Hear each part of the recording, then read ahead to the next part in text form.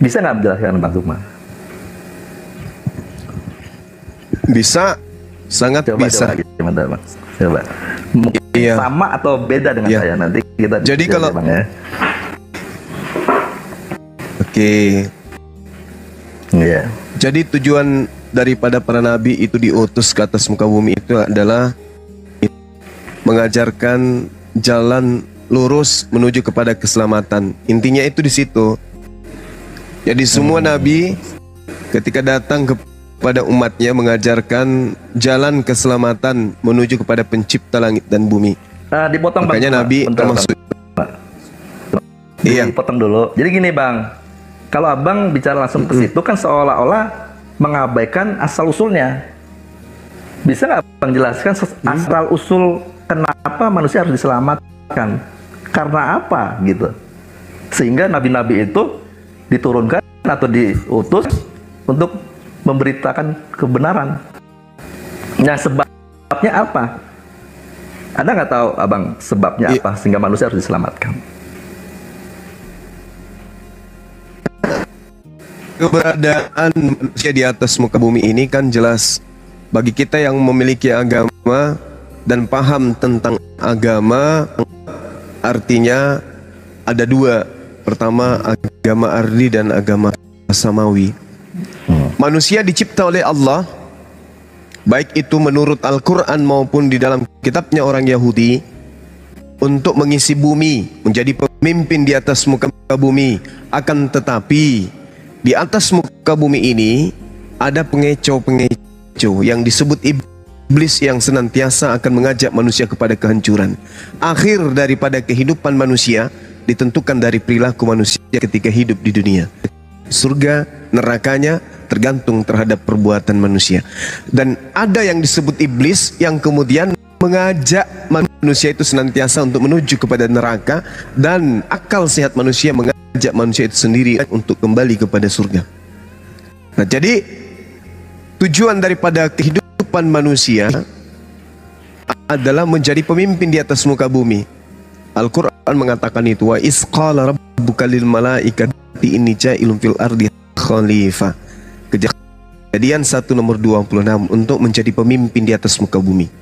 Nah, tetapi di balik semua itu ada iblis yang akan mengajak manusia untuk sampai kepada neraka. Nah, inilah kemudian tujuan daripada para nabi datang, untuk mengajarkan manusia menghindarkan iblis itu dari manusia itu sendiri. Wala tattabi'u khutuwati syaitan. Ya. Sebelum nabi itu datang, keadaan manusia itu sebetulnya sudah tidak terselamatkan atau masih dalam perjalanan selamat atau tidak selamat, sehingga ada nabi gitu loh. Jadi kurang jelas nih saya, mundurnya dulu sebelum nabi datang gitu. Ya, kalau nabi datang berarti kan manusia dalam keadaan sudah udah rusak nih, harus diselamatkan gitu. Kalau dia nggak rusak ya enggak, nabi datang. Bukan begitu. Gitu. Itu konsep, itu doktrin itu. Kapan dia selamat dianggap sebagai Tuhan, itu doktrin. Keadaan yang sesungguhnya adalah manusia memang telah dirancang oleh Tuhan untuk bermusuhan dengan setan. Itu udah dirancang itu. Musuhmu adalah iblis. Makanya di dalam kitabnya orang Yahudi Kejadian 5 jelas sekali, aku akan membuat permusuhan antara keturunan. Ketika Nabi Adam alaihissalam hanya mendapatkan satu perintah, semua bisa kamu makan, satu jangan, yaitu buah ini. Tapi dilanggar, maka kacau semuanya. Nah sekarang ketika aturan itu banyak, aturan makan dan makan itu banyak datang kepada Nabi Musa alaihissalam, lalu dilanggar semuanya, maka pembandingnya kemudian, sedangkan satu yang dilanggar oleh Adam bisa celaka, apalagi hukum Torah itu semuanya dilanggar. Demikian. Ya Bang Zuma, yang jelaskan Bang Zuma itu, karena menurut pandangan saya ya, menurut pandangan pemahaman saya, itu sudah kejadian karena ada sebab yang telah terjadi. Nah, sekarang kalau saya boleh baca Bang Zuma, sejak awal manusia diciptakan, ya, Di sini ada di ayat 29, berfirman Allah, lihatlah aku memberikan kepadamu segala tumbuh-tumbuhan yang berbiji di seluruh bumi, dan segala pohon-pohonan yang buahnya berbiji, itulah yang akan menjadi makananmu. Makanan manusia pertama itu hanya ini, jika manusia tidak jatuh dalam dosa. Tetapi karena Adam telah jatuh dalam dosa, maka semuanya boleh dimakan. Bahkan setelah kejadian Nuh, air bah, semua binatang merayap boleh kamu makan. Itu karena ada sebab. Sebabnya itu manusia pertama ini gagal mentaati perintah dari Tuhan Sang Pencipta itu. Di Kejadian 3 ayat 15, sehingga ada janji Tuhan mengatakan akan lahir melalui keturunan perempuan ini yang akan mengalahkan iblis, supaya manusia yang telah di bawah iblis boleh diselamatkan oleh manusia ini. Nah, itulah perjalanannya Yesus hadir sebagai penghubung, pengantar kepada Bapa. Karena apa? Sejak mula Tuhan itu menjadikan manusia menurut gambar dan rupanya, mulia, supaya mulia dan sempurna. Tetapi Adam karena dia tidak taat, kualitas pikiran perasaannya yang adalah gambar itu turun kualitasnya, dan semua keturunan Adam kualitasnya rendah, tidak sempurna. Yesuslah yang menggantikan posisi Adam. Nah, di dalam diri Yesus inilah kita bisa mendengar suara Bapa karena dia gambar rupanya. Adam tidak jatuh dalam dosa. Janji hidup di sini dan beranak cucu. Dan kitanya semua yang lahir di sini pasti meneladani nenek moyang kita itu Adam. Turun temurun dia menjadi raja di atas segala raja di bumi ini dan abadi, berkuasa di bumi ini dan kekal hidup, tidak menjadi tua. Manusia tua ini akhirnya mati itu karena hukuman mati.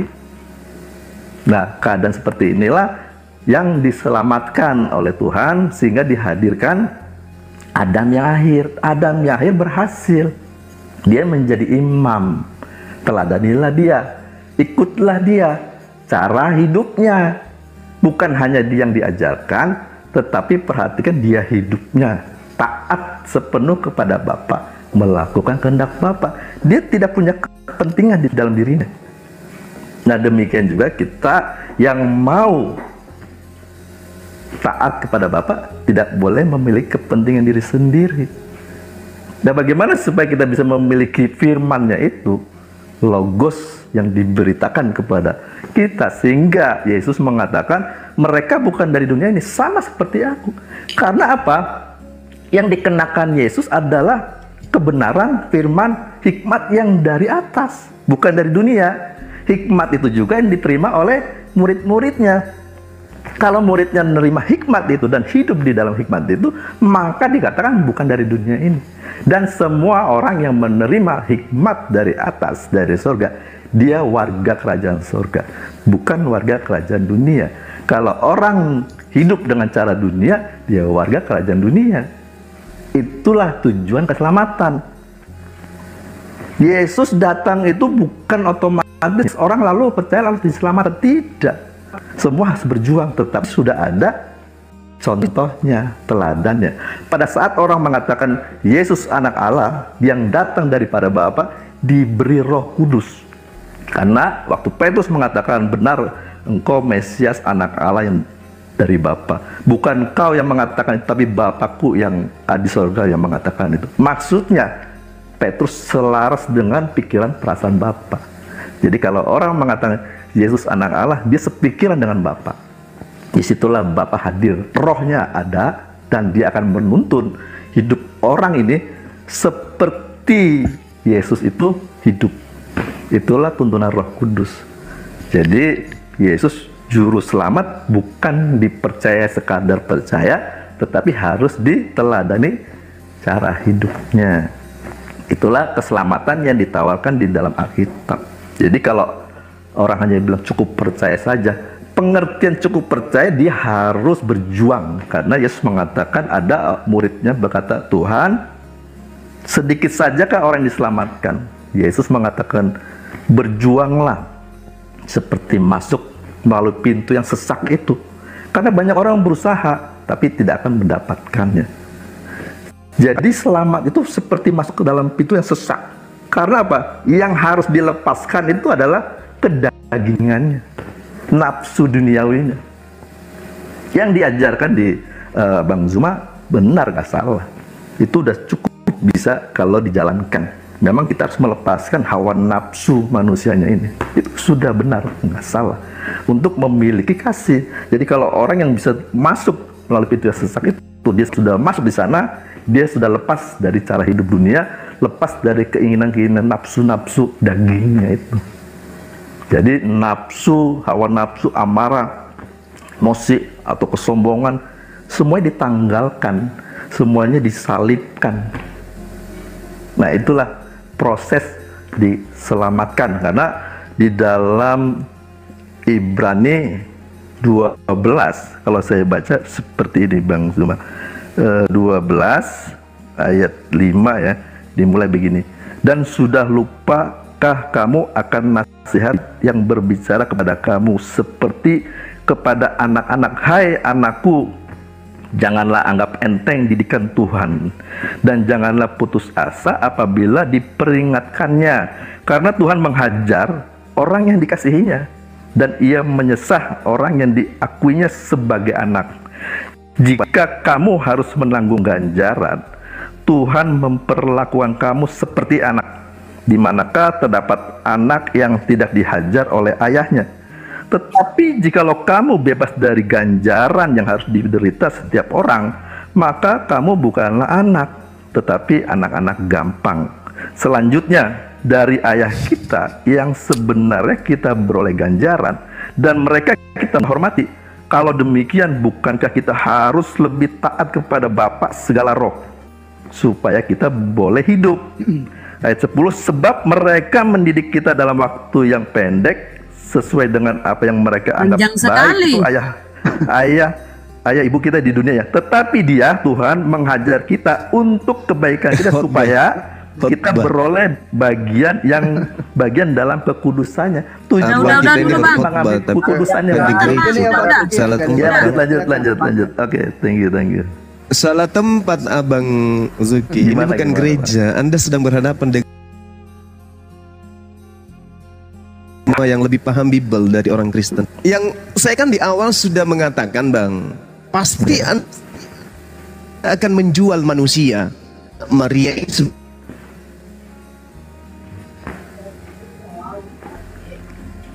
ada suara terputus. Rabbihi kalimatin fataba alaih. Signal ya, terputus ya suara. Fatalaqqa Adamu min rabbihi kalimatin fataba alaih. Jadi Adam kemudian setelah melakukan pelanggaran, Adam menerima kalimat dari Allah. Lalu kemudian Adam bertaubat, taubatnya pun diterima. Dan itu juga di dalam kitabnya orang Yahudi, seperti yang saya terangkan di awal, di Kejadian 5, Adam beserta istrinya dan juga keturunannya itu adalah manusia-manusia yang diberkati oleh Tuhan. Jadi tidak ada dosa yang harus didatangkan kemudian lalu Yesus datang untuk nebus itu. Nah, sedangkan poin yang saya tanggapi dari penjelasan saudara saya gitu panjang lebar, tapi poin yang nggak ada itu ada satu, yaitu bahwa ketika itu Yesus datang maka dia harus diteladani. Barang siapa kemudian meneladani, bahwa dia akan menjadi. Satu hal yang menarik di sini, kita melihat 4 nomor 4. Apa yang kemudian di sana?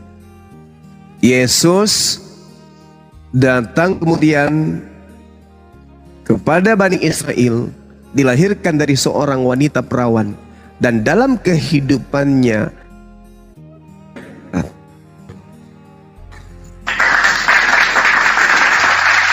bagaimana dengan Kristen?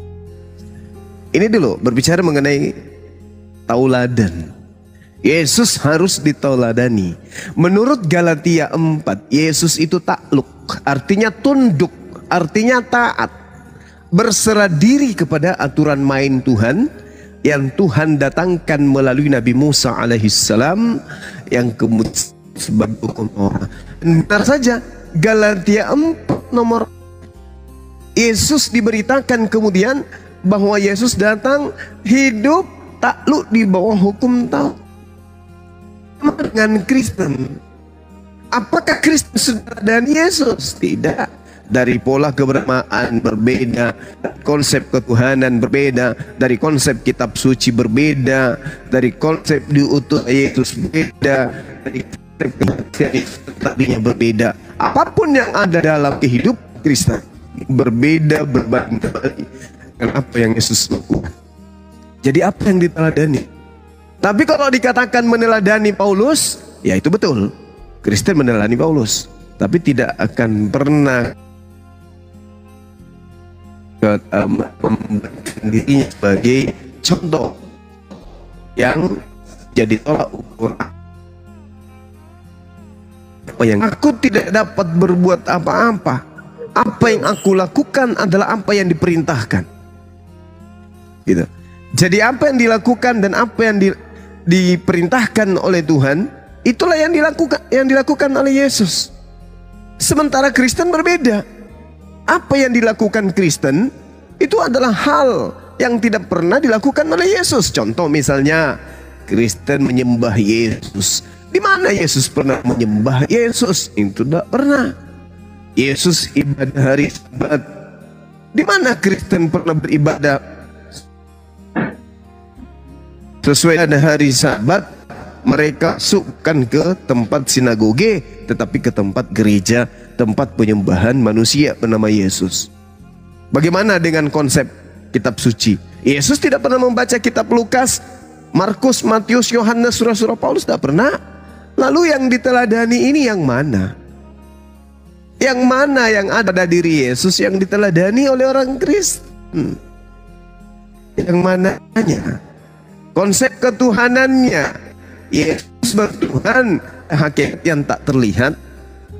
Sedangkan Kristen bertuhan kepada ada satu tindakan atau prosesi dalam agama Kristen itu yang merujuk kepada tauladan yang Yesus tunjukkan. Yohanes 10 nomor 27, aku mengenal pengikutku, pengikutku mengenal aku, mereka mendengarkan aku dan mengikuti aku. Pada saat aku taat kepada hukum Taurat, maka pengikutku taat kepada hukum Taurat. Pada saat aku sujud dalam beribadah, maka pengikutku sujud. Pada saat aku berpuasa, pengikutku puasa. Pada saat aku sunat, pengikutku sunat. Pada saat aku tidak makan babi, pengikutku juga tidak makan babi. Berarti dengan kata lain, Kristen ini hanya penyamar-penyamar. Mereka hanya menjual nama Yesus, ngaku-ngaku meneladani Yesus, tapi tidak ada satupun contoh yang dilakukan oleh Yesus dilakukan oleh Kristi. Demikian, silakan. Silakan Pak Suki. Selamat malam Bang Laskan. Ya, Iya Bang. Cuma ini kalau saya baca ya di Matius 22 kan begini Bang.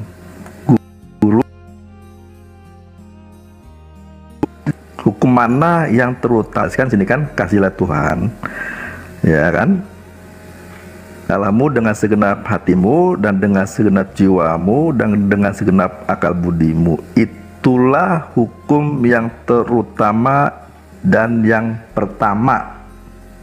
Dan hukum yang kedua yang sama dengan itu ialah kasihilah sesamamu manusia seperti dirimu sendiri. Pada kedua hukum inilah tergantung seluruh hukum Taurat dan kitab para nabi. Artinya, hukum terutama ini, hukum kasih ini, itu posisinya paling tinggi. Karena apa? Tuhan itu kasih. Sehingga yang lahir dari Tuhan, perintah, ajaran, ataupun aturan, itu semua mengacu kepada kasih. Hukum diberikan, aturan diberikan, ketetapan diberikan, tujuannya supaya orang mengasihi. Makanya disebut di sini bahwa pada kedua hukum inilah tergantung seluruh hukum Taurat dan kitab para nabi. Nah, sekarang saya baca kembali lagi, ulang ini tadi Bang Zuma nggak ada, saya baca lagi di Yohanes 17 Bang, ayat 3 yang selalu dibaca. Inilah hidup yang kekal itu, supaya orang boleh memiliki hidup yang kekal itu, yaitu bahwa mereka mengenal. Ini harus kata mengenalnya yang harus diperhatikan. Engkau, ya Bapa, satu-satunya Allah yang benar, dan mengenal lagi Yesus Kristus yang telah engkau utus. Ada kata mengenal, dan mengenal itu bukan mengenal dia satu. Mengenal itu bukan berarti dia utusan. Mengenal itu kita baca di 1 Yohanes 4 ayat 7 ya. Saudara-saudaraku yang kekasih, marilah kita saling mengasihi, sebab kasih itu berasal dari Allah, dan setiap orang yang mengasihi lahir dari Allah dan mengenal Allah. Barang siapa tidak mengasihi, ia tidak mengenal Allah, sebab Allah adalah kasih. Jadi percuma orang mengatakan Tuhan itu satu, tapi kalau dia tidak mengasihi. Lebih baik orang tidak tahu Tuhan itu satu atau dua atau tiga, tetapi dia mengasihi. Sebenarnya dia mengenal Allah itu, tetapi dia secara pengetahuan tidak tahu, tetapi secara perbuatan dia tahu. Dibanding orang mengenal pengetahuannya Tuhan itu satu-satunya, tetapi prakteknya dia tidak menyatakan pengenalan akan Tuhan itu. Jadi intinya makanya Yesus memerintahkan kasihilah sesamamu manusia. Bahkan paling puncaknya kamu harus mengasihi musuhmu dan ampuni, berkati dan doakan. Ini levelnya sampai nggak ada wilayah bagian kita. Karena apa? Mengatakan kasihlah Tuhan itu segenap hatimu, segenap jiwa, akal budi. Artinya yang memerintah di dalam diri kita itu Tuhan itu sendiri, firman itu sendiri. Kalau keinginan diri kita mah ya membalas ya sombong ya kadang-kadang merendahkan orang. Itu keinginan daging kita. Nah itu yang harus ditanggalkan supaya kita menjadi rumahnya. Yesus mengatakan, bongkar bait Allah ini, dalam 3 hari aku akan mendirikannya. Ternyata itu menunjuk kepada tubuhnya yang akan didiami oleh firman, oleh hikmat Tuhan itu. Dan manusia semua tubuhnya adalah bait Tuhan. Mau nggak nerima Tuhan? Tuhan tuh kasih, ya sudah itu hukumnya. Kasihlah sesamamu manusia. Caranya bagaimana kamu bisa mengasihi? Ke gereja sekali, 2 kali, 3 kali, berdoa 3, 4, 5 kali, terserah. Itu hanya media cara kamu mau bisa mengasihi. Kalau kamu nggak bisa sabar, ya puasa. Atau kalau kamu tidak bisa ngasih orang lain lapar, kamu puasa. Tapi kalau kamu bisa mengasihi tanpa puasa, ya nggak usah puasa, nggak apa-apa. Kalau memang nggak bisa puasa dulu. Itu, gitu Bang. Jadi intinya sebenarnya memang pengajaran Yesus ini untuk mengenal Bapa dan mengenal Yesus, saling mengasihi. Tidak ada yang lain gitu Bang. Karena tergantunglah seluruh hukum Taurat dan kitab para nabi di dalam hukum kasih itu. Begitu Bang. Yang digali itu bagaimana kasih itu. Jadi kasih itu ada definisi begini Bang. Kasih itu bukan suatu dorongan ya untuk melakukan sesuatu yang baik atau menolong orang, tetapi suatu keberadaan diri. Hati, pikiran, perasaan itu selaras dengan kehendak Bapa. Itu kasih yang sesungguhnya, karena Bapa itu kasih. Kalau kita selaras dengan pikirannya, kita memiliki kasih. Nggak mungkin orang itu tidak baik kepada orang lain, tidak mungkin orang itu tidak berbelas kasih. Oke, udah dipahami gitu, Bang, udah nggak usah diulang-ulang. Ya, lanjut, silakan. Barama. Silakan Gurunda. Oke, baik. Gini, saudara saya ya, Bang Suki, gini. Kalau kita berbicara mengenai kasih di dalam bahasa Ibrani itu kan teman-teman kita selalu mengatakan ahab atau aheb, kasih, tunduk atau berserah diri gitu kan, taat. Nah sekarang kita uji kita dulu, ketika akan kita udah kasih kepada Allah? Atau hanya di mulut aja nih? Kepada kedua hukum itulah tergantung segala aspek hukum. Apa itu dua itu? Satu, kasih kepada Allah. Kalau kita gagal di sini, mau si kasino inro atau apapun itu gugur semuanya. Percuma kita kasih kepada sesama manusia, percuma kasih kepada musuh. Kalau yang satu ini dulu gugur. Mari kita uji. Haruslah engkau mengasihi Tuhan.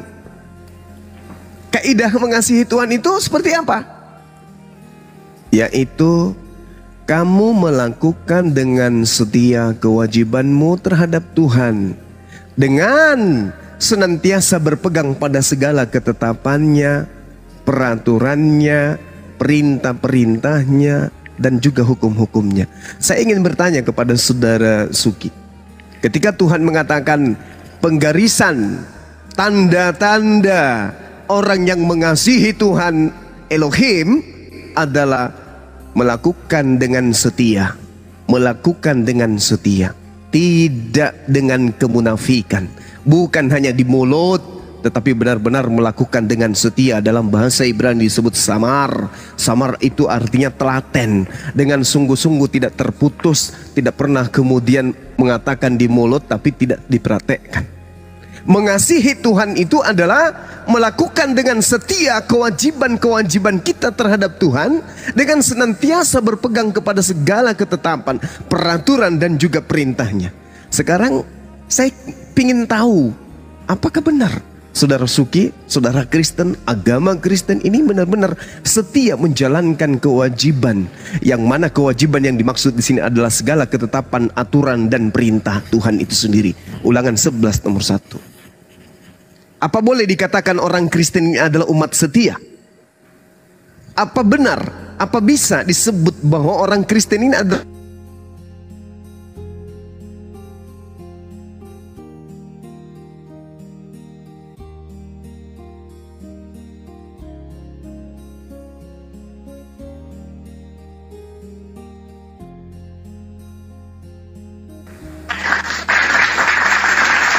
Kristen ini bisa dianggap sebagai umat yang kasih kepada Tuhan?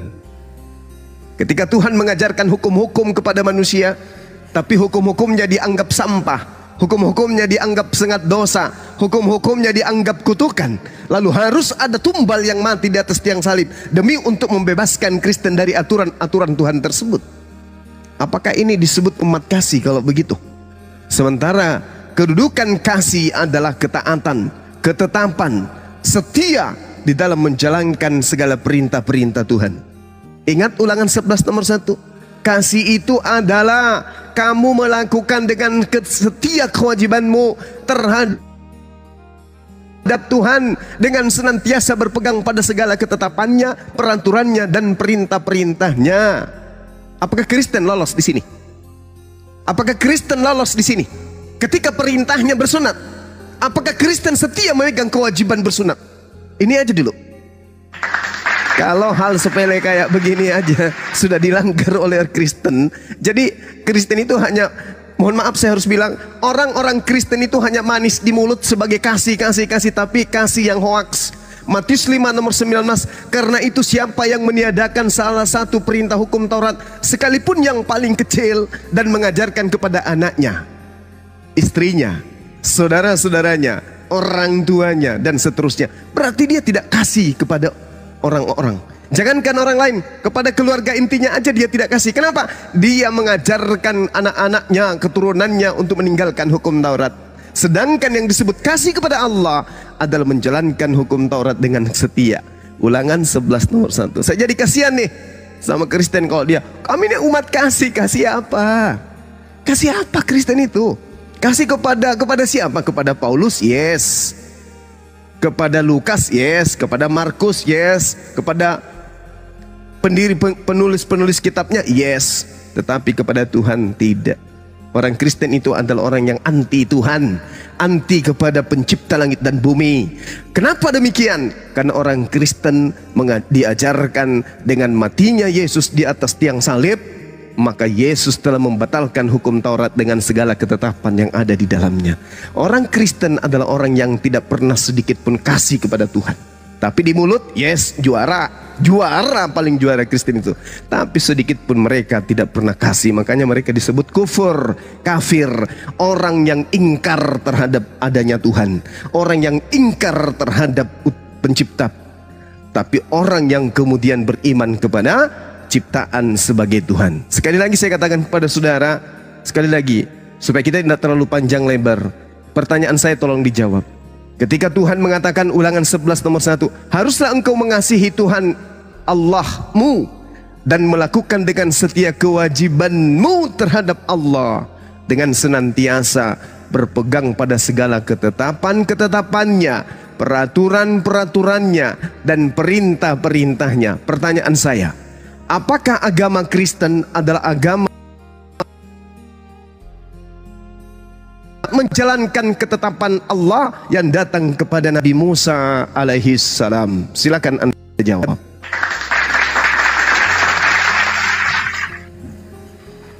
Iya, mengasihi Tuhan dengan setia bagaimana? Ya. Jadi kalau tadi di Matius 22 mengatakan hukum yang terutama adalah kasih. Artinya seseorang bisa melaksanakan perintah, ketetapan, aturan itu jika orang memiliki kasih. Tanpa kasih dia tidak sanggup melakukannya. Sebagaimana orang Yahudi pertanyaan saya, diberikan. Bang Sugi, pertanyaan saya, apakah Kristen ini adalah agama yang berpegang kepada ketetapan, peraturan, perintah Tuhan yang datang kepada Nabi Musa? Silakan. Ya, sebab Bang Zuma mengacu kepada sunat itu ya, sehingga semua, bukan cuma sunat Bang, semua ya, ketetapan Tuhan. Ya, silakan. Semua. Silakan. Anggap salah satunya itulah juga makanan kan begitu ya, puasa dan segalanya. Nah, sebenarnya bangsa Yahudi diberi aturan ini karena apa? Bangsa Yahudi itu sekian ratus tahun di dalam perbudakan, bangsa yang barbar. Minta Kristen diterangin, bukan Yahudi, Kristen. Iya, kan perjalanannya dari sana. Jadi dari bangsa Yahudi, nah sehingga dia diberi hukum. Nah, hukum ini sebenarnya mengantar bangsa Yahudi sampai lahir tuh yang dijanjikan itu, yaitu Mesias. Setelah Mesias dikorbankan, itu sebagai lambang orang yang kalau berdosa, bersalah, bawa kambing, domba yang tidak bercacat. Dialah manusia yang tidak bercacat. Waktu Barabas diturunkan, itulah kita dibebaskan dari salib, hukuman Yesus yang menggantikannya. Nah, kalau seperti ini, betapa kita harus berterima kasih kepada Yesus. Dan dialah pengantara itu, imam besar itu, dan juga dia telah mewariskan cara hidup manusia yang dikehendaki Sang Pencipta. Berarti Yesus yang jadi tumbal ya. Enggak, pertanyaan saya enggak ke situ, enggak ada korelasinya dengan itu Bang. Pertanyaan saya, apakah Kristen ini adalah manusia yang taat kepada ketetapan, hukum-hukum dan perintah Tuhan yang datang kepada Nabi Musa alaihissalam? Ya, karena Bang Juma melihat di dalam aturan perintah ketetapannya ini yang bersifat jasmani. Memang di dalam kekristenan hal yang ini tidak ada. Yang dilanggar melihat Bang Juma, Bang Juma nggak melihat, tapi Bang Juma nanya. Karena apa? Ya, sunat itu kan sebagai tanda umat Tuhan. Nah, bangsa Yahudi untuk membedakan dengan bangsa lain dari apa kamu taat kulitnya atau tidak dipotong. Nah, gitu, biarin Budara, bukan ke situ pertanyaannya. Di dalam kekristenan. Pertanyaan saya Bang, ini kita berbicara mengenai kasih. Kasih itu adalah taat kepada perintah, ketetapan, dan hukum-hukum Tuhan. Pertanyaan saya, apakah Kristen lolos di situ? Itu dulu. Kalau lolos taat kepada perintah Tuhan, berarti agama Kristen ini agama kasih Pak. Tapi kalau Kristen hanya di mulut ajaran kasih, tapi implementasi dari kehidupannya justru mempraktekkan perintah Paulus, maka Kristen itu bukan kasih kepada Tuhan, tetapi kasih kepada Paulus. Coba Anda lihat di dalam Ibrani 6 nomor 1. Di situ ada perintah. Perintah apa? Perintah untuk meninggalkan epiemi. Apa epiemi itu? Perintah untuk meninggalkan hukum Tuhan. Arche itu firman, atau pada mulanya perintah-perintah Tuhan. Ya. Kemudian Paulus mengatakan apa, Pak? Sebab itu marilah kita tinggalkan perintah-perintah pertama dari ajaran tentang Kristus dan beralih kepada perkembangannya yang penuh. Janganlah kita meletakkan lagi dasar pertobatan dari perbuatan-perbuatan yang sia-sia, yang dasar kepercayaannya kepada Tuhan. Ibrani 7 nomor 19. Sebab hukum Taurat sama sekali tidak membawa kesempurnaan. Tetapi sekarang ditimbulkan pengharapan yang lebih baik, yang mendekatkan kita kepada Theos. Lalu apa yang bisa dijual oleh Kristen? Kalau dikatakan hukum Taurat sama sekali tidak membawa kesempurnaan, sedangkan yang disebut kasih adalah hukum Taurat tetap di dalam teguh di dalam menjalankan segala ketetapan Tuhan yang datang kepada umat manusia. Haruslah engkau mengasihi Tuhan. Ulangan 11 nomor 1. Dan melakukan dengan setia. Ini perintah. Haruslah engkau mengasihi Tuhan, mengasihi Elohim, mengasihi Allah, mengasihi Yod-Heh-Vav-He, mengasihi Hasem, dengan melakukan dengan setia kewajibanmu terhadap Hasem, dengan senantiasa berpegang pada seluruh ketetapannya, peraturannya, dan perintah-perintahnya. Sedangkan Kristen adalah sebuah sekte agama kepercayaan bidat bagi Yahudi yang menjadikan hukum Tuhan, ketetapan-ketetapan Tuhan, ketetapan-ketetapan Tuhan sebagai sampah, sebagai sengat maut, sebagai kutukan yang harus dihapuskan di atas muka bumi, agar Kristen bebas berleha-leha, menikmati segala makanan yang tadinya diharamkan, menyembah siapapun yang tadinya dilarang disembah. Itu di Kristen. Yang dinyatakan satu sama lain. Nah, itu dia, makanya saya katakan bahwa coba Anda loloskan Kristen dulu. Jangan hanya menjual-jual kemana-mana. Kristen agama kasih. Kasih apa? Kasih bagi orang yang tidak paham. Tapi bagi kami yang paham, Kristen itu bukan agama kasih. Kristen itu adalah agama yang anti Tuhan. Catat itu. Catat. Kristen adalah agama yang anti Tuhan pencipta langit dan bumi. Tetapi sayang dan cinta kepada Paulus yang mengajarkan untuk meninggalkan segala ketetapan, peraturan, dan perintah Tuhan. Itulah Kristen. Nah, sekarang kalau Anda sebagai pendebat, sebagai wakil Kristen, tolong tunjukkan dan loloskan Kristen di sini dulu. Ulangan 11 nomor 1. Haruslah engkau mengasihi Elohim, melakukan dengan setia kewajibanmu terhadap Elohim, dengan senantiasa berpegang pada segala ketetapan, peraturan, dan perintah-perintahnya. Coba Anda loloskan Kristen dulu di sini. Kalau Kristen sudah dengan setia menjalankan ketetapan Tuhan, Kristen sudah dengan setia melakukan aturan Tuhan, Kristen sudah dengan sangat mulia menjalankan perintah-perintah Tuhan, maka Kristen adalah agama kasih. Tapi kalau sebaliknya, maka Kristen saya katakan agama laknatullah alaihi. Silakan Anda buktikan. Silakan. Iya. Jadi di dalam 10 perintah Allah. Oke Bang, boleh saya bantu Bang Sugi? Ya boleh Bang, boleh. Boleh lanjut Bang Laskar. Oke.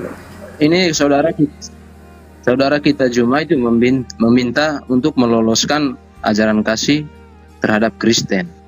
Kita buktikan saja siapa yang lolos dari sini, yang lolos dari ajaran Allah Bapa itu. Gini ya saudara Juma, jika Anda memaksa saya untuk bersunat, itu saya tidak pernah Bung, tunjukkan dulu. Kalau sunat aja Anda tidak, berarti Anda nggak bisa kasih kepada Tuhan. Sederhana kan? Kan perintahnya sangat jelas. Sunat kulub, dan Tuhan mengatakan di dalam Kejadian 17 nomor 14, barang siapa yang tidak bersunat maka bunuh dia, karena dia telah membatalkan perjanjian kekalku. Anda gak bisa lolos di sini aja. Terus Anda mau kasih kepada siapa? Ayo. Oke, Anda mau kasih apa? Tentunya Kristen mengasihi dengan nama Kristus. Ya, di dalam Yesus Kristus kami sudah mengasihi saudara. Jika kami nggak mengasihi Yesus Kristus, saudara, jangan mengacaukan diskusi.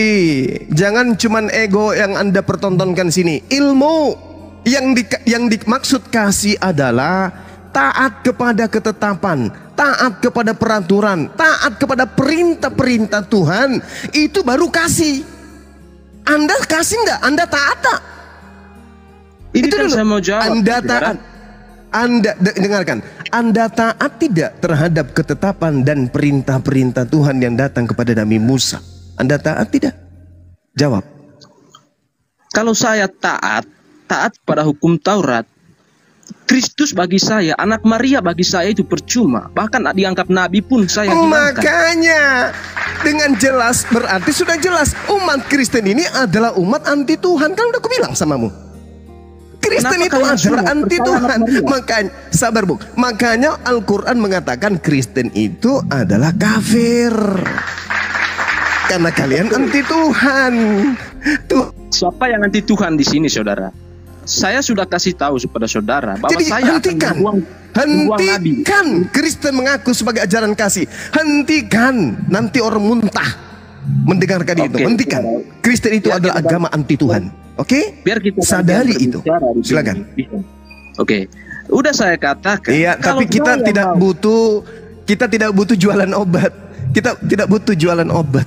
Kita butuh data gitu loh. Saya Oke, kasih data, hadirnya saya memberikan data. Tolong Anda bawa agama Anda dengan data.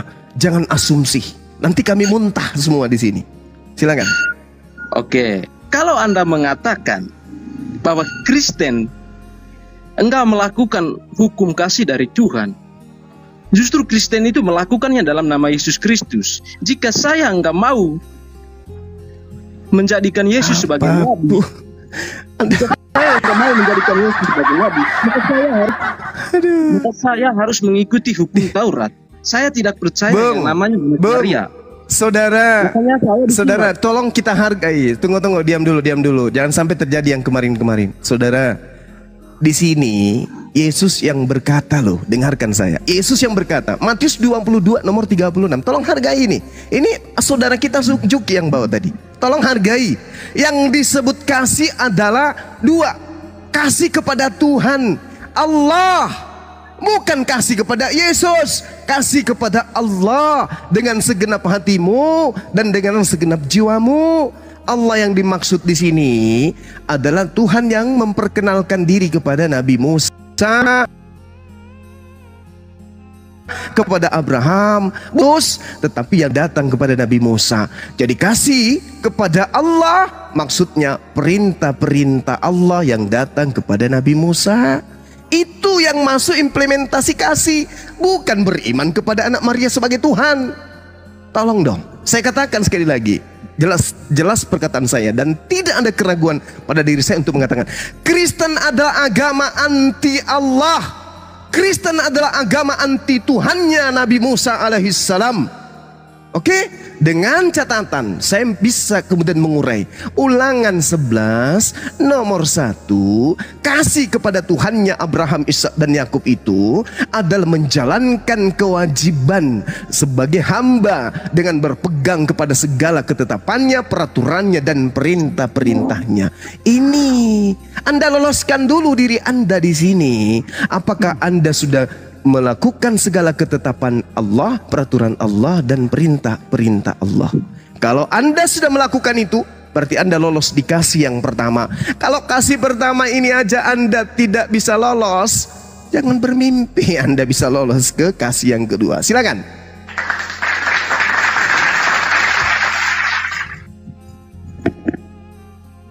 Oke, giliran saya. Biarkan saya selesai bicara. Jika saya melakukan semua hukum Taurat, saya memenuhinya termasuk sunat, yang artinya saya tidak boleh mempercayai yang namanya anak Maria. Karena percuma bagi saya. Begitupun saudara Islam, nggak boleh percaya namanya anak Maria.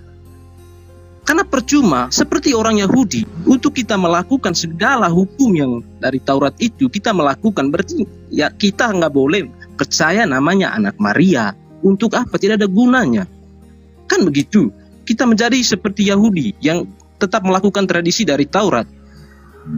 Kan begitu saudara. Jika Anda ingin meloloskan diri Anda menjadi sunat, Anda jadi Yahudi, jangan percaya namanya anak Maria. Buang saja namanya anak Maria. Seperti apa yang dilakukan oleh orang Yahudi, baik Yesus Kristus maupun Isa. Karena mereka adalah kunci utama penebusan atas Taurat itu. Jika Anda nggak percaya, buang saja yang namanya anak Maria, baik di Islam maupun di Kristen, untuk kita melakukan semua hukum Taurat itu. Kembali ke fitrah awal. Begitu saudara. Dah? Silakan. Ya, silakan Pak. Anda tidak memberikan poin apa-apa di sini. Justru Anda ingin mengatakan, kalau Anda masih menjalankan hukum Taurat, maka buanglah Yesus Kristus. Loh, Anda ini gimana sih?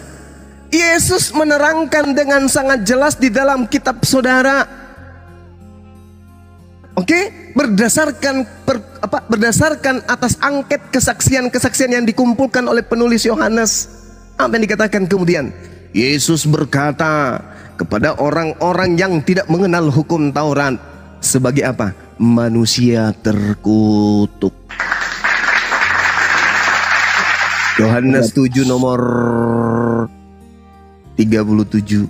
Orang yang tidak menjalankan, orang yang tidak mengenal, orang yang tidak melakukan hukum Taurat yang banyak ini, terkutuklah mereka. Ini kitab saudara loh.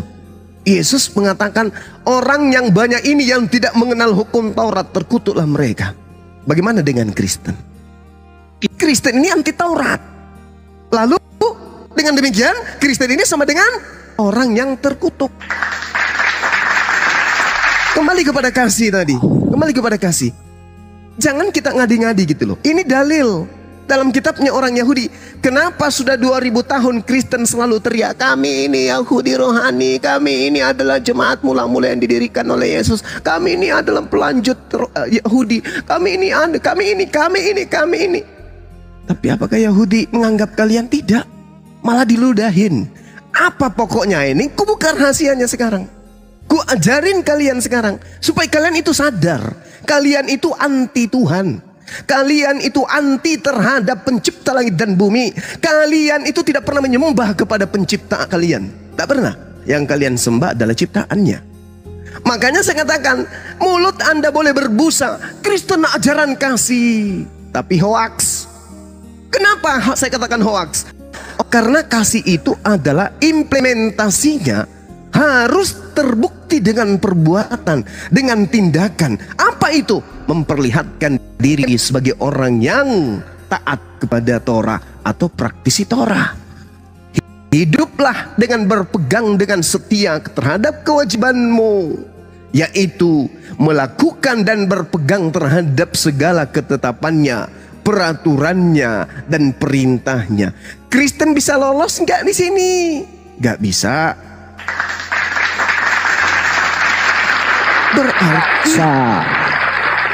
Berarti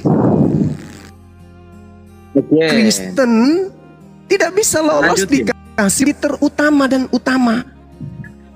Nah, silakan Anda tunjukkan bahwa Kristen itu adalah orang-orang yang taat dengan setia melakukan segala ketetapan Tuhan, peraturan Tuhan dan perintah Tuhan. Coba Anda buktikan. Saya ingin lihat.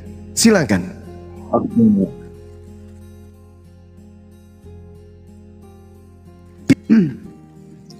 Mengikuti Kristus udah menebus hukum-hukum Taurat itu.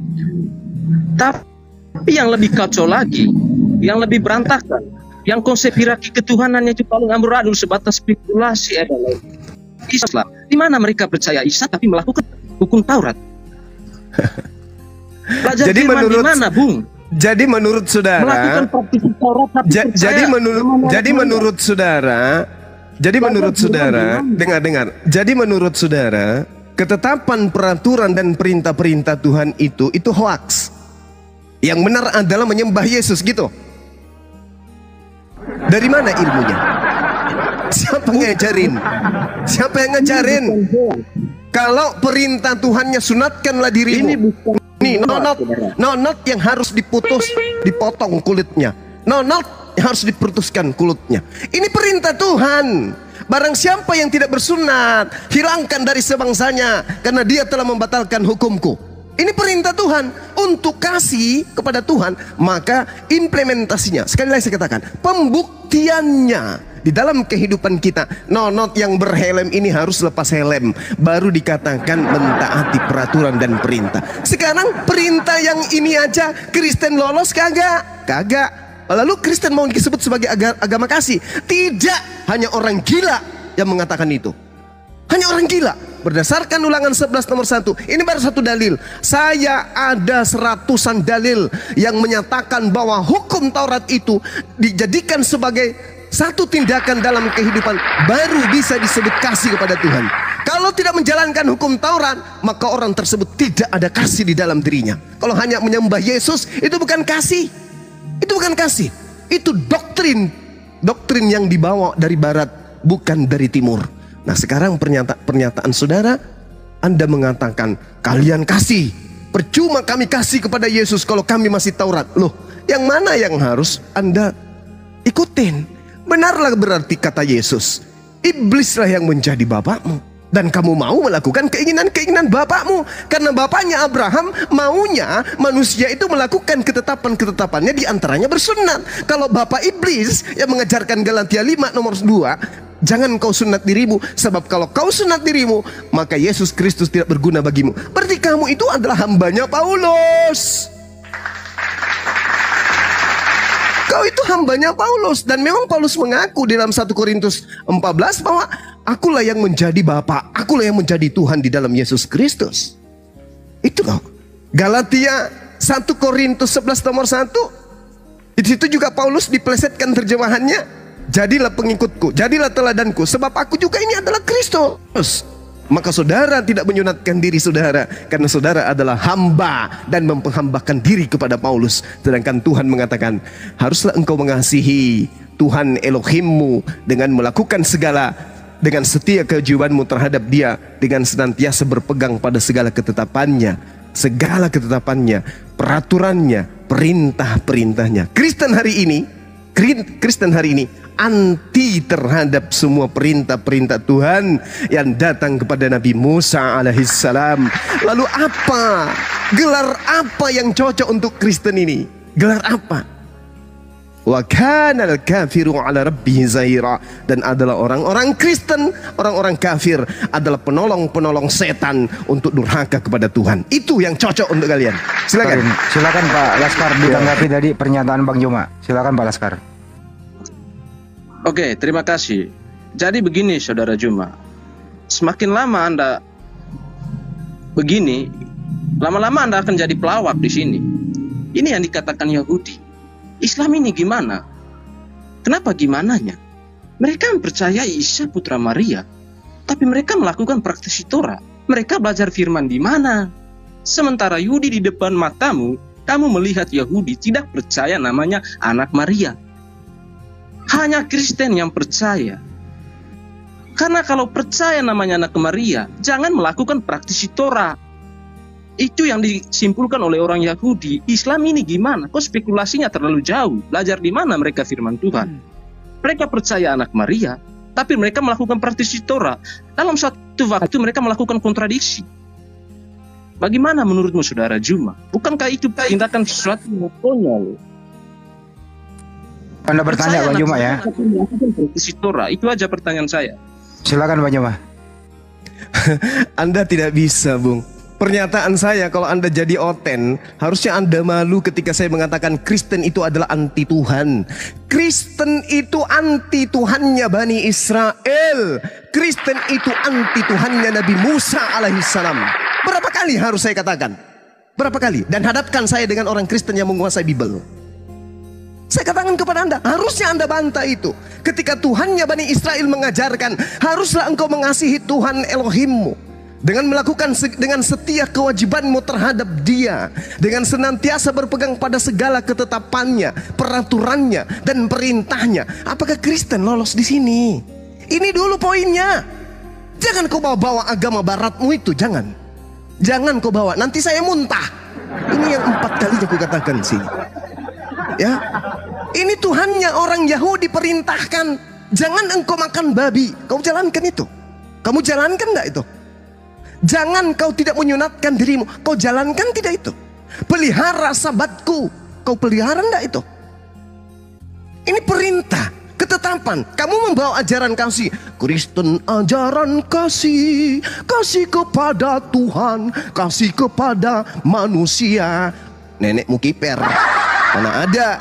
Buktikan dulu. Kalau kamu mampu membuktikan bahwa Kristen itu agama kasih, yaitu manusia, sekelompok manusia atau komunitas yang mengajarkan melakukan dengan setia kewajiban terhadap Tuhan, dengan senantiasa berpegang kepada segala ketetapan, peraturan, hukum, perintah, ketentuan dan seterusnya, barulah Kristen itu bisa disebut agama kasih.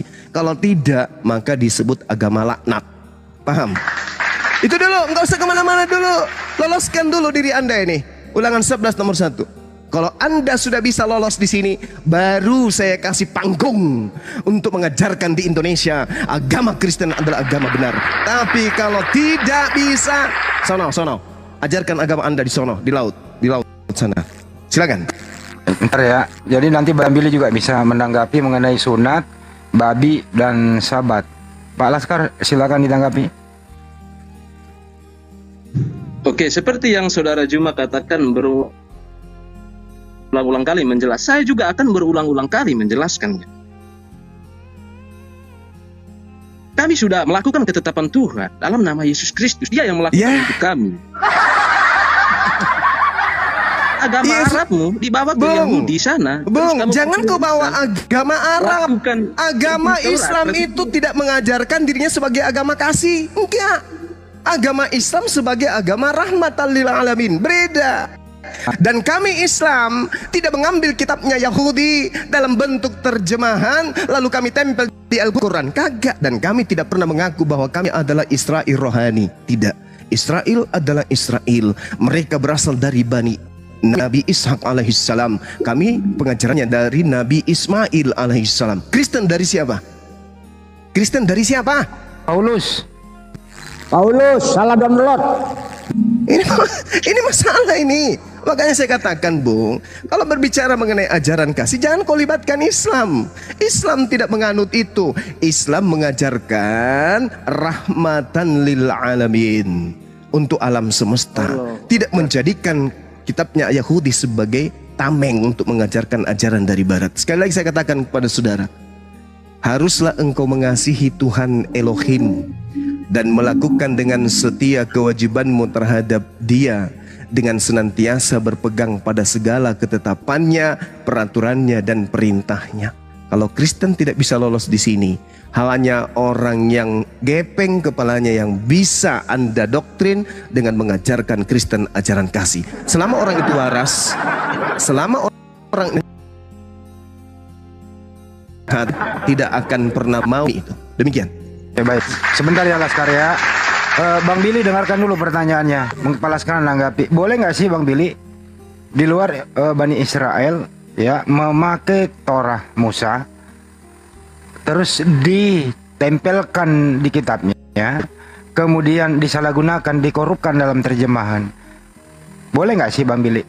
Silakan. Ya, pertama-tama saya mengucapkan shalom kepada kalian ya, salam sejahtera dan shalom dengan Bang Zuma ini, Akhi Zuma. Ya, Akhi. Udah lama banget kita nggak bertemu ini. Oke, jadi kangen juga. Jadi sejatinya Torah itu tidak boleh dikorupsi atau diambil, diimani, tapi teksnya dirubah. Nah, sekali lagi saya katakan dalam dunia debat ini, kedekatan umat terhadap Tuhannya lewat kitab suci itu lewat bahasa di mana kitab itu ditulis dalam bahasa aslinya. Maka keintiman, hubungan yang dekat antara pencipta langit dan bumi dengan umatnya itu akan lebih intim, lebih dekat. Nah, lihat, mulai dari kitab Kejadian ya, orang Kristen sudah mengkorupsi itu.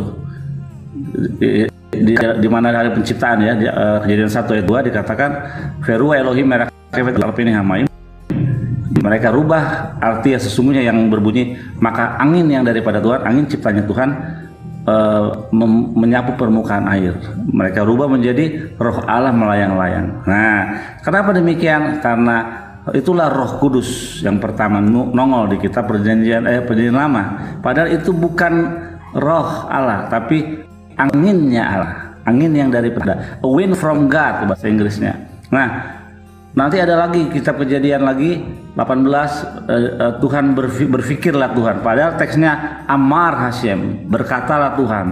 Nanti ada lagi di kitab di kitab Yesaya ya, yang dikorup, diganti lagi teksnya, kata Asir di dalam matinya ia bersama para penjahat-penjahat. Itu untuk menggenapi penyalipan Yesus, bahwa Yesus itu disalib bersama para penjahat-penjahat. Padahal teks yang berbunyi dalam bahasa Ibrani Asir, yaitu bersama orang-orang kaya. Orang kaya. Nah, dari teks banyak lagi, belum badam beriteh ya. Tuhan punya darah katanya. Pembuktian ini Tuhan itu punya darah, lihat. Inilah darah perjanjianku. Begitu dicek, inilah darah perjanjianmu. Itu semua cara-cara terstruktur, kejahatan yang terstruktur. Memang bukan oleh kalian, tapi oleh bapak-bapak gereja kalian beratus-ratus tahun yang lalu, sehingga membawa kepada pengertian yang salah memahami Torah dan sebagainya. Gitu akhir kira-kira. Terima kasih Bang Billy. Laskar, untuk Anda Laskar, apa fungsi Torah bagi agama Kristen? Saya ulang ya, apa fungsi Torah bagi agama Kristen? Fungsinya apa, Bro? Silakan. Oke, saya jawab ya. Ya, silakan.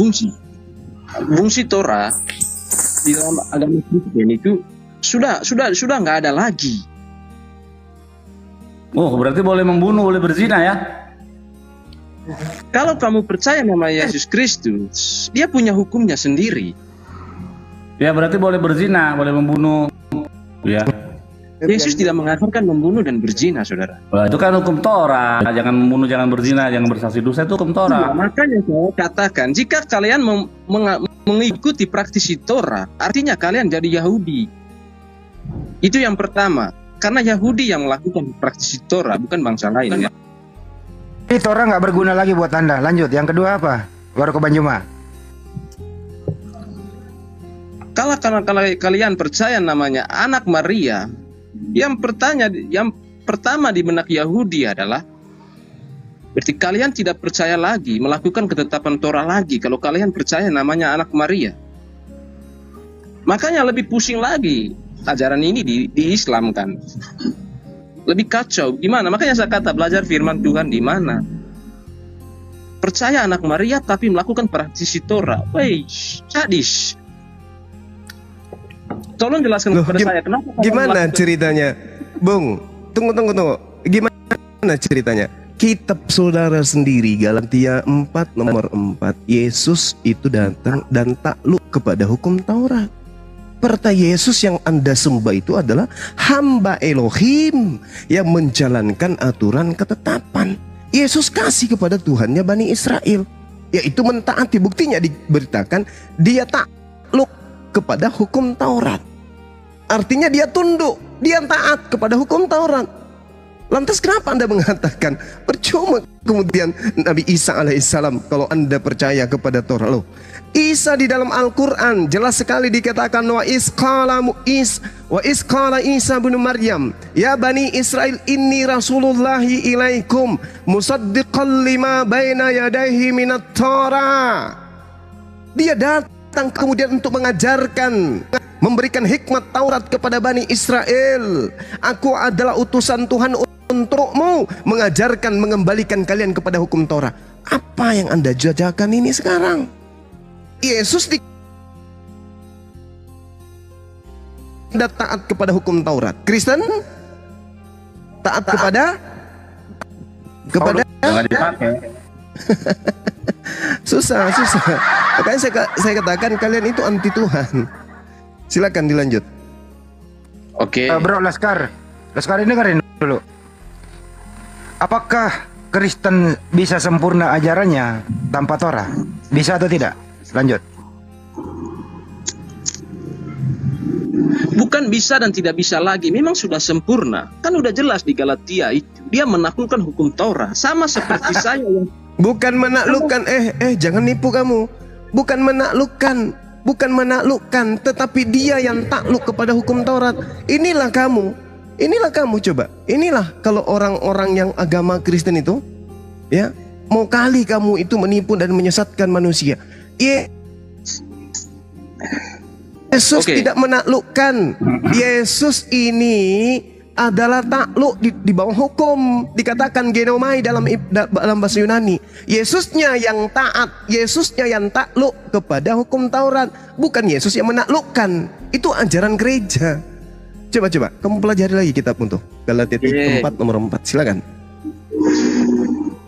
Saya katakan Yesus menaklukkan hukum Taurat dengan cara ia taklukkan diri pada hukum itu. Sama seperti saya, jika saya mencuri, divonis 3 tahun penjara, saya menebus 3 tahun itu di penjara. Lalu saya keluar, nggak mungkin saya di penjara lagi. Saya sudah tebus. Demikian dengan praktisi ini. Yesus menaklukkan hukum Bang Handi, apa nggak salah lawan kita ini? Hanya orang sakit ini. Lalu Lulus saja nggak apa-apa. Dia lulus saja. Jadi maksud saudara, Anda menghapuskan aturan-aturan hukum-hukum di Indonesia ini dengan cara Anda memasukkan diri Anda ke penjara gitu. Dengan Anda masuk ke penjara, maka hukum-hukum yang ada di Indonesia ini batal semua gitu. Ini kepala gepeng juga, saudara ini. Ini hukum yang terjadi pada saya. Saya divonis 3 tahun penjara misalnya. Gini aja, biar nggak panjang, gitu lah ya. Menurut Anda, Torah itu dengerin moderator ambil alih. Menurut Anda, Torah itu milik Kristen atau milik Yahudi? Silakan. Torah itu milik Yahudi, saudara. Jadi bukan punya Kristen ya? Oke, cukup. Oke, kalau Anda sudah mengakui, dengar, kalau saudara sudah mengakui bahwa Taurat itu milik orang Yahudi, Bani Israel dalam hal ini, lalu untuk apa Yesus mati di atas tiang salib? Untuk Barat, untuk Kristen, untuk apa? Efesus 2 nomor 15, untuk itulah Yesus mati di atas tiang salib, untuk membatalkan Taurat beserta segala perintah yang ada di dalamnya. Untuk apa? Untuk siapa itu? Untuk siapa Yesus membatalkan hukum Taurat itu? Kenapa Kristen yang tepuk tangan? Kenapa Kristen yang mengheboh? Kalau ternyata hukum Taurat itu untuk Yahudi, maka sejatinya Yesus membatalkan untuk Yahudi, bukan untuk kalian yang bukan Bani Israel. Sadar nggak sampai sana? Sampai nggak poin itu ke situ? Coba, hukum Taurat untuk Yahudi, Yesus mati untuk Kristen, nggak nyambung. Mana ceritanya tuh? Lagi pula korban yang di penebusan. Yang lain diam dulu, ini Bang. Seharusnya saya menjawab seperti apa yang kamu narasikan. Ini pemilik Torah juga Bang Billy ini, Bro. Ya lu dulu deh, baru Bang Billy deh. Coba. Yang kamu narasikan itu adalah jawaban saya tadi. Ya untuk itulah. Makanya Yahudi mengatakan nggak usah percaya anak Maria. Sebab untuk itu. Berarti praktisi Torah itu nggak ada kalau kita percaya namanya anak Maria. Lalu Islam gimana? Maksudnya apa? Ya, dengarkan saya. Matius 8 nomor 4. Dengarkan. Matius 8 nomor 4. Dengarkan saya, Bung. Dengarkan saya. Yesus itu ketika datang dia mengaku menjalankan hukum Taurat. Paulus mengaku Yesus takluk berarti tunduk kepada hukum Taurat. Hukum Tauratnya mengatakan, katakan kepada Bani Israel, jika mereka ingin melakukan persembahan kepada Elohim, perintahkan kepada mereka untuk melakukan persembahan dari hewan ternak, kambing, domba, sapi, lembu. Dan Yesus mengatakan dalam Matius 8 nomor 4, pergilah kamu, perlihatkan dirimu kepada imam-imam, lakukan perintah yang diperintahkan, lakukan korban yang diperintahkan Nabi Musa. Berarti Yesus mengajarkan korban apa? Korban yang diperintahkan Nabi Musa. Apa itu? Apa itu? Manusia atau hewan? Hewan. Hewan. Yesus mengajarkan hewan. Kamu tahu hewan? Itu yang disebut bembe, kambing, sapi, domba. Itu yang bilang hewan. Bukan anak Maria kau bilang hewan. Makanya di dalam kitabmu Yohanes 1 nomor 29, lihatlah Yesus, dialah adalah anak domba dalam kurung anak hewan. Kamu menganggap anak Maria itu sebagai binatang demi untuk memuaskan syahwat Romawi dan Yunani, dan kamu aminkan. Kan lucu. Kitabnya Yesus mengajarkan mempersembahkan korban hewan. Kitabmu mempersembahkan manusia. Itu korban dewa Molok, paman. Sudah kau dalami dulu kitabmu. Saya katakan, camkan di kuping saudara baik-baik, anti terhadap Tuhannya Bani Israel. Demikian.